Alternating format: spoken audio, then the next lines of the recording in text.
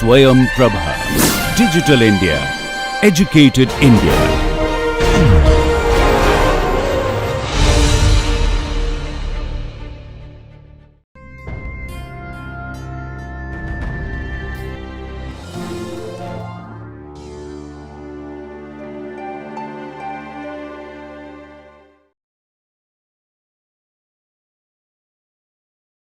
Welcome to this session. We would like to discuss the frequency domain insight behind frequency pulling. Okay. So, it is like two frequencies, frequency domain insight for frequency pulling. Okay. So, just enjoy this both the frequency terms here. So, what we have here is we have this mixer based phase error detector, and then we have the loop filters with proportional and integral path, okay, and our VCO. Okay. So, time domain analysis we have already seen. Now, we will look in little bit in frequency domain for frequency pulling. So, here what we are having at time instant t equal to 0, we have omega in as omega and omega out, which is omega free plus k VCO times Vc, this is omega free itself.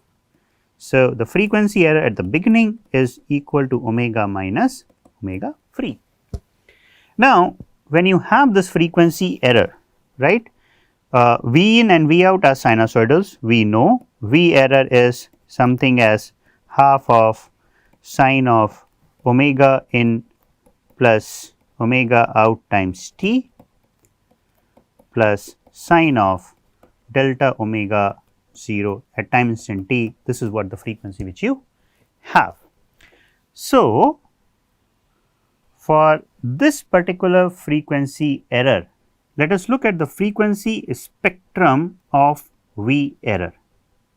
When you start your system, at the beginning when you start your system, you look at V error spectrum, V error versus omega that has a component at at delta omega. This component I am neglecting because this I know is going to be filtered by the loop filter. So, we have this component delta omega, fine. When you have a component delta omega at V error, after the loop filter, the one which you are seeing here loop filter has two paths, proportional and integral. Integral path will actually filter this out more or less quite most often if the frequency error is large. So, proportional path is going to amplify this, because for the proportional path the gain is finite. Okay. So, proportional path has gain like this, integral path has gain like this. Okay. So, integral path filters out, proportional path gain remains. So, what you get at the output of your loop filter, which is the Vc node, you get the same frequency component may be amplified with some value, and this is delta omega. Okay. So, that is what you have here. So, if you look at the magnitude, this is like kpd, and here you have kpd times tau p by tau y. Now, when you have a frequency component at delta omega, what happens to the control voltage? We see here. So, control voltage is given by kpd times sine of delta omega 0 times t. To begin with, let me just remove delta omega here all the time. This is the frequency error, you have it. Yes. V out is equal to cosine of omega free plus k VCO, omega free t times k VCO into Vc, control voltage, which is a function of time. Let me just use another variable, let us say Vc of t times dt, and this goes from 0 to t. Okay. If it creates any integration issue. So, I will just use this just for integration purpose. This is what you have. If you look at this, the control voltage here, which you see this here, it changes the VCO frequency and modulates the output signal. How does it modulate? You need to do a little maths here. This is equal to cosine of omega free times t plus k VCO. Vc of t is nothing but kpd times sine of delta omega t, assuming that during the integration the delta omega remains constant. That is an assumption here, because we are considering only one frequency. Omega free t plus k VCO times kpd. Sine delta omega integral is a sine and cosine delta, you know the integral for that, you are going to get cosine of delta omega, right. Forget the limits here for now. This is delta omega and this is with minus sine. So, I am just doing indefinite integration. You can do definite also. The motive here is to find out how this control voltage is going to modulate V out. Okay. So, we will just remove, actually there will be limits, you can do with that also. Here I am just going to do it without the limits. Okay. So, there is no problem with that if you do whether with limits or without limits. Okay. The objective here is to find out how this cosine of delta omega will change our output voltage. So, you are having two components, one is omega free times t and the other component is k VCO kpd by delta omega into minus cosine of delta omega t. So, I will just rewrite this as cosine of omega free t minus of k VCO kpd by delta omega, that is k by delta omega into cosine of delta omega t. Okay. This cos of a minus b is equal to omega free t cos a cos b plus sin a sin b. So, this is k by delta omega times cosine of delta omega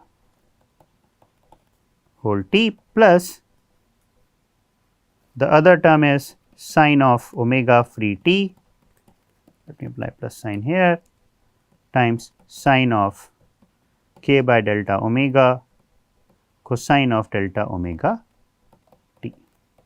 Okay. Now, here is one assumption, or I will just assume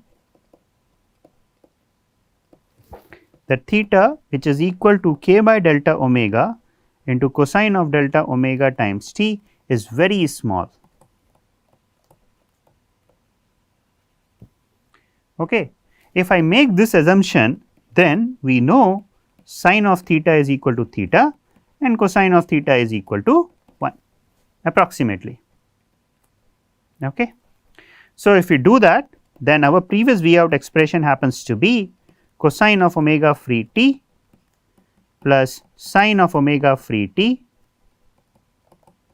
okay, into k by delta omega cosine of delta omega t. This we are doing it for first time, but we will do these things multiple times in PLL. So, that is why I am going through all the steps. You have omega free t plus k by 2 delta omega, you can write it here.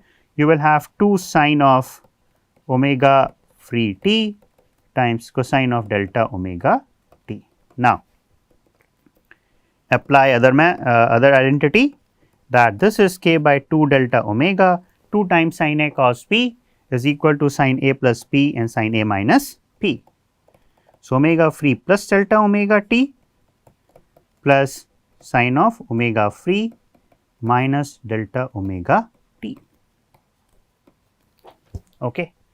Okay. So, when we modulate the control voltage of the VCO with frequency delta omega, then at the output of the oscillator V out, we get two more frequencies, one is sine omega free plus delta omega and other sine omega free minus delta omega, all right. So, this implies that I have more frequencies and one of the frequency is omega free for the VCO as it was, and the other frequencies are omega free plus delta omega and omega free minus delta omega, okay. And the magnitude of these are k times k by delta omega. This is V out, okay. So, when we modulated the control voltage with a sine wave, right, we modulated the frequency with that, the output of the oscillator gives rise to the VCO gives rise to two more frequencies, omega free minus delta omega, omega free plus delta omega. So, then it comes back at V in is still sitting at omega n, you did not change V in, right. So, V in is still at omega n, okay. What is omega n? You see from here omega n is nothing but omega free plus delta omega. This frequency is actually equal to omega n only. So, when you multiply these two signals, okay, one signal is having these three frequency components, other signal is having only one frequency component, then this multiplication will give rise to more frequency components. And what are those more frequency components? Let us just see here. I just do not want that, okay, you take downward arrow also as a some frequency. So, let me just avoid this and use maybe a little nice arrow, right. So, you have this omega here, omega n is omega free plus delta omega. When these two frequencies combine, you are going to get the DC component. If you are wondering, what I am doing is I am multiplying sine omega n, right, into sine of omega n. If I do this, then this multiplication is sine square, means just we need to write it sine square, and sine square is you know sine square is equal to 1 by 2 into 1 minus cosine of 2 omega n. So, you get two components, one component is at higher frequency, another component is at DC. So, this multiplication leads to a component at DC at V error. You start with non-zero DC component at V error to begin with, right, because there was no change, VC was not there, then you come back in the loop and you see how output frequency gets modulated, you produce a DC component. In addition to this, you will have components at delta omega, you will have components at 2 delta omega and so on. But important part is you are having a DC component. And what is there at the output of the loop, at the output of V error? There is a loop filter which has a proportional path and it has a integral path. Integral path has infinite gain at DC and you produce the DC component. So, if you produce a DC component at the input of the loop filter has infinite gain at DC, it will just amplify it, your control voltage will increase by a lot of margin and it is going to help you in compensating for the frequency error. So, this is another way of looking at the frequency acquisition. Previously, we looked at completely in time domain. This time we looked at, okay, how these frequency multiply to give you the DC component and that DC component gets amplified. Okay. So, this actually completes our frequency acquisition for the PLL, and the similar procedure can be followed for different kind of PLLs. We have only taken a simple example and you can use it for different PLLs. Okay. Thank you.